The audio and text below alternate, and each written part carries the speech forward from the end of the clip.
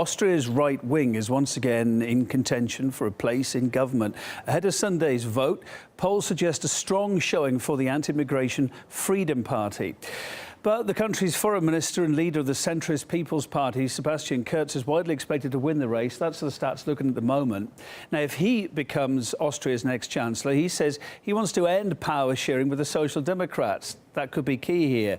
Instead, seeking a coalition with any other party, including maybe the right wing, with which he does share a strong anti-immigration platform. The latest results in Austria are only, of course, adding to the concern of a general rise in populism in the heart of Europe. If you just check out what's happened earlier on this year. In France, of course, there were a lot of eyes on that big presidential vote earlier this year. The staunch immigration hardliner and nationalist Marine Le Pen was a leading contender in this year's presidential election. Then there was that lady. Last month, Germany saw a right-wing party enter parliament for the first time in nearly 60 years, the AfD, and now Austria might be about to follow suit.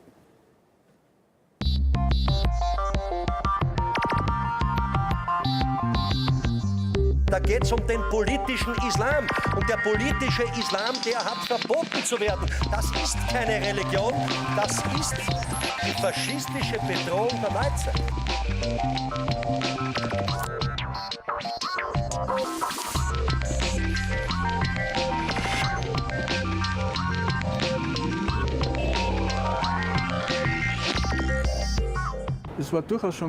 There is a history of frustration with the established political parties.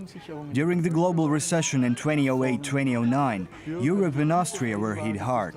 On top of this was the stream of migrants in 2015. All that enormously increased popular discontent. Well, following the events this weekend then in Austria, our correspondent Paula Slier. There's a lot of intrigue over whether or not the right-wing Freedom Party will do as well as its sisters elsewhere in Europe, in France and in Germany, former fringe parties making it big on the political scene.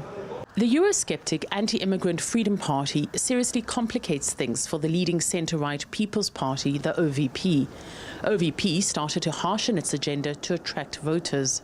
I'm here at a pro-Freedom Party rally, the last one before Sunday's parliamentary election, in which the party is expected to come second. Many here accuse one of its main rivals of stealing some of its proposals. Nobody is coming into the country without registration. Without a passport, no one should be allowed to enter Austria. We will do everything possible to stop illegal immigration. I am asking that social benefits for non-Austrians be significantly reduced. We will do everything we can to end the abuse of our social welfare system by immigrants.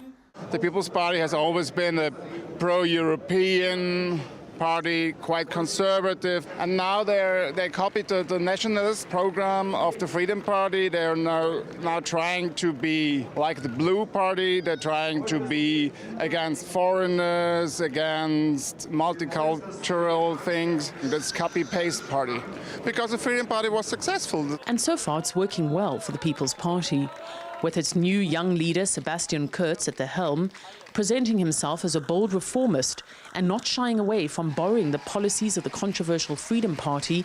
It's slated to win Sunday's parliamentary election. Some experts suggest Kurz might even approach the Freedom Party to form a coalition government, not least of all because of its fallout with its previous partner, the Social Democrats.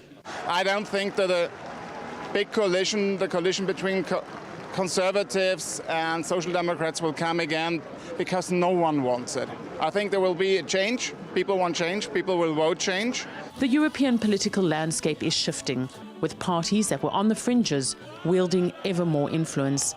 Paula Slier, RT, Vienna.